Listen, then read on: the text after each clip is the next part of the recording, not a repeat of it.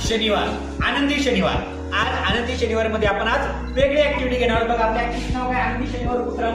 आजचा उपक्रम आहे पेन्सिल बॅलन्स करणे.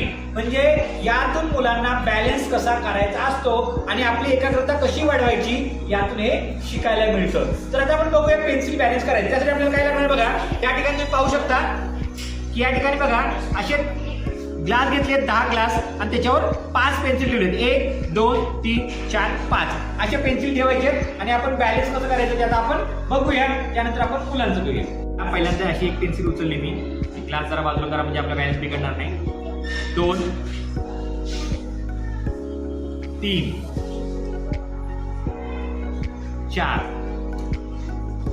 आणि शेवटची 5. बघा पेन्सिलचा तर मी पेन्सिल उचलले. आता पेन्सिल उचलल्यानंतर कॅच करणं खूप महत्वाचं आहे. कारण बॅलन्स हातावर करत आहे. बॅलन्स खूप महत्वाचं आहे. यातून मुलांची एकाग्रता पण वाढते. आता हे पेन्सिल जे आहे ते वर टाकायचे, कॅच करायचे. जो कॅच करेल तो जिंकला. आता बघा या पेन्सिल हे 5 च्या 5 पेन्सिल अशा केलेत. अशा पेन्सिल तुम्हाला उपयोग येतात. सोपा गेम आहे, सगळेजण खेळू शकतो.